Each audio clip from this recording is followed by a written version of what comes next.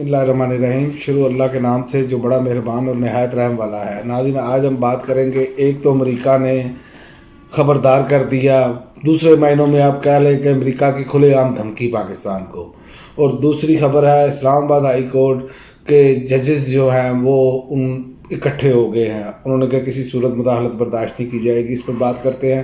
سب سے پہلے بات کرتے ہیں جو امریکہ نے ایران کے ساتھ تجارتی معاہدہ کرنے والوں کو خبردار کر دیا۔ امریکی وزارت خارجہ کی جانب سے جاری کیا گیا بیان میں کہا گیا ہے کہ کسی بھی ملک کو ایران کے ساتھ تجارتی معاہدہ کرتے وقت پابندیوں کا ممکنہ خطرے سے آگاہ رہنا چاہیے۔ امریکی وزارت خارجہ کے ترجمان نے پاکستان کا نام لیے بغیر کہا ہے کہ ہم ایران کے ساتھ تجارتی معاہدوں پر غور کرنے والے کسی بھی ملک یا شخص کو امریکی پابندیوں کے ممکنہ خطرے سے آگاہ رہنے کا مشورہ دیتے ہیں۔ بیان میں مزید کہا گیا ہے کہ ہم گزشتہ 20 برسوں سے پاکستان میں ایک سرکردہ سرمایہ کار ملک ہیں۔ پاکستان کی اقتصادی کامیابی امریکہ کے مفاد میں ہے اور ہم پاکستان کے ساتھ اپنی شراکت کو جاری رکھنے کے منتظر ہیں۔ یہ ہے غلام رہنے کا نتیجہ پاکستانیوں، یہ ہے وہ باتیں جو عمران خان کر رہا تھا، یہ ہے باتیں جو نریندر مودی کر رہا ہے، پاکستان کو تانے دے رہا ہے۔ آپ کو یاد ہوگا عمران خان جب روس گیا تو 30% سستا تیل خریدنے کی بات ہو گئی اور سارا کچھ ہو گیا۔ بعد میں عمران خان کی حکومت گرا دی گئی۔ عمران خان کو کہا گیا کہ یوکرین اور اس کی جنگ میں آپ یوکرین کا ساتھ دیں، اور عمران خان نے یہ پکارا اور کہا کہ ہم غلام ہیں، جو آپ کہیں گے وہ کر لیں۔ یہی کام بھارت نے بھی کیا تھا اور بھارت اپنی بات پہ کھڑا رہا، وہاں پر کسی نے رجیم چینج نہیں کی۔ یہ فرق ہے ہم میں اور ان میں۔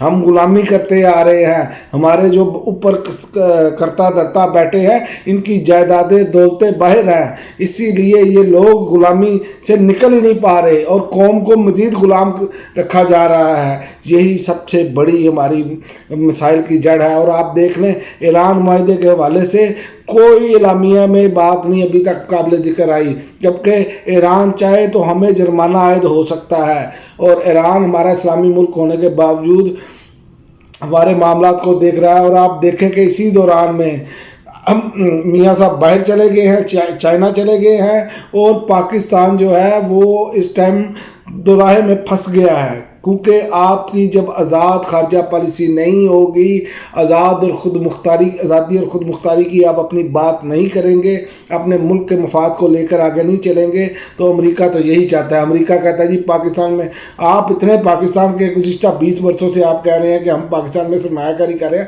آپ پاکستان کا بیڑا گرک کرنے کے لیے یہ چیزیں کرتے ہیں، اپنے ایجنٹ بٹھاتے ہیں۔ جناب والا، پاکستان کے مفاد میں ہے کہ پاکستان ایران سے سستی گیس لے گا، پاکستان میں انرجی کرائسس ختم ہوں گے، پاکستان میں چیزیں سستی ہوں گی۔ پاکستان روس سے سستا تیل لیتا، پاکستان میں یہ آج یہ مسائل نہیں ہونے تھے اور پاکستان کی انڈسٹری بوسٹ کرنی تھی، لیکن امریکہ یہ نہیں چاہتا، اور امریکہ کے جو بیٹھے ایجنٹ ہیں وہ یہ نہیں چاہتے۔ وہ چاہتے ہیں کہ ہم غلامی میں زندگی گزاریں۔ یہی ہے غلامی، ہم آزادی لینے کے بعد بھی آج بھی غلام ہے، تو اس کی وجہ یہ ہے۔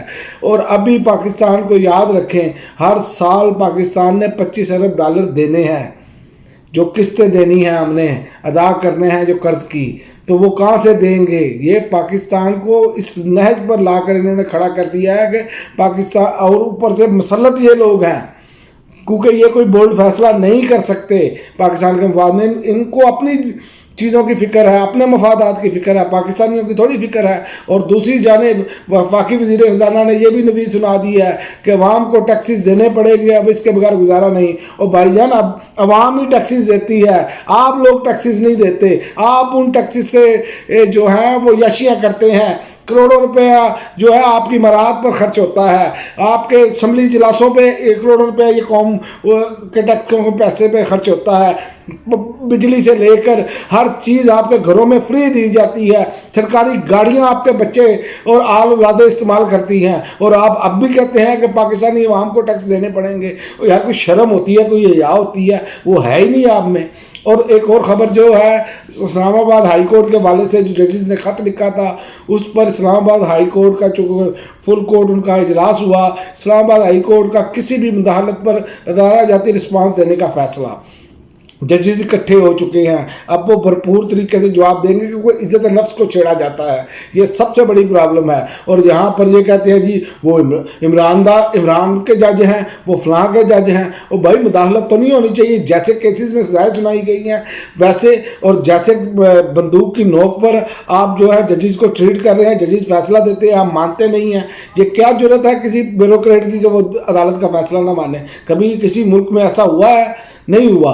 हाई कोर्ट के इस्लामाबाद हाई कोर्ट के चीफ जस्टिस आमर फारूक की सरबराही में इस्लामाबाद हाई कोर्ट का फुल कोर्ट इजलास हुआ, जिसमें justice Mohsin Akhtar Kiani, justice Tarak Jahangiri, justice Babar Sattar, justice Ijaz इसहाक, जस्टिस अरबाब ताहिर और जस्टिस सुमन रफत इम्तियाज शरीक हुई। इजलास में ख़त पर दस्तखत ना करने वाले जस्टिस मियाँ गुल हसन औरंगज़ेब भी शरीक हुए, और ज़राए के मुताबिक अदलिया में साझेदारी की अदालत रोकने के हवाले से तजावीज़ पर गौर किया गया। और ज़राए के मुताबिक इस्लामाबाद हाई कोर्ट का फुल कोर्ट इजलास खुशगवार माहौल में हुआ। ज़राए के मुताबिक इस्लामाबाद हाई कोर्ट ने किसी भी मुदाखलत पर अदारा जाती रिस्पांस देने का फैसला कर लिया है, और तमाम जजेस ने अदालती अमूर में मुदाखलत पर रद्दमल देने का मुतफिका फैसला किया है। अब ये जजेस सारे इकट्ठे हो गए, और बाकी भी तमाम, अगर अदलिया आज़ाद नहीं होगी तो इस मुल्क में इंसाफ नहीं कायम होगा। अदलिया आज़ाद हो और मेरिट पर फैसले दे किसी के दबाव के बगैर, तो ये अब नज़र आ रहा है कि जजेस खड़े हो गए हैं। और इंशाअल्लाह ताला उम्मीद है, मैं हमेशा इस बात की उम्मीद दिलाता हूँ कि पाकिस्तान ने आगे जाना है, ये निज़ाम गिरना है, ये बोसीदा निज़ाम जो इसके बेनिफिशरी है ये अब दफन होने हैं। ये 70 सालों से इनकी आबाओ इजाद से लेकर जो बाकी अब तक इनकी नस्लें बची हैं, उन्होंने पाकिस्तान को नोच खाया है। अब पाकिस्तानी अवाम में इतनी सख्त नहीं रह गई कि वो अब मज़ीद बर्दाश्त कर सके, क्योंकि लोगों को रोटी के लाले पड़े हैं, बिजली के बिल नहीं लोग दे पा रहे, लोग गैस के बिल नहीं दे पा रहे, लोग अपने अखराजात पूरे नहीं कर पा रहे, लोग अपने बच्चों को पढ़ा नहीं पा रहे।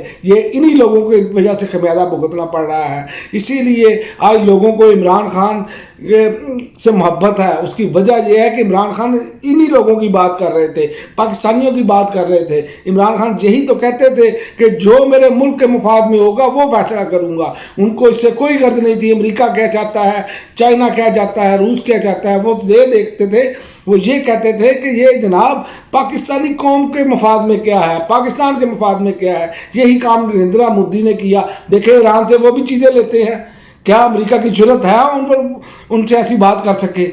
रूस से उन्होंने तेल लिया, क्या अमेरिका की जरूरत है उनसे बात कर सके? सिर्फ फ़र्क ये है लीडरशिप का, क्योंकि पाकिस्तान भी एटमी ताकत है, पाकिस्तान की भी भरपूर जो आर्मी है वो सब दुनिया की तगड़ी तरीन आर्मी है, सब कुछ है। लेकिन फ़र्क क्या है कि ये जो घुस बैठी हैं, ये जो मैंडेट चोर है, जब इनको लाकर बिठा दिया जाएगा तो इन्होंने क्या बात करनी है? इनकी तो सारी जायदादें बाहर हैं। तो यही वाज़ह फ़र्क है, इसी वजह से आज पाकिस्तान नीचे है। लेकिन उम्मीद है इंशाअल्लाह ताला ये तारीख का रुख मोड़ा जाएगा, और अगली आने वाली खबरों में आप देखेंगे कि अवाम आपको खुद ब खुद एहतजाज करती हुई नज़र आएगी। ये नज़र आ रहा है। इसीलिए ये अब बेहतरी की जानिब पाकिस्तान जाएगा इंशाअल्लाह, और ये इस मुल्क की अवाम ही लेकर जाएगी इसे। अब तक के लिए नाज़रीन इतना ही, इजाज़त दीजिए।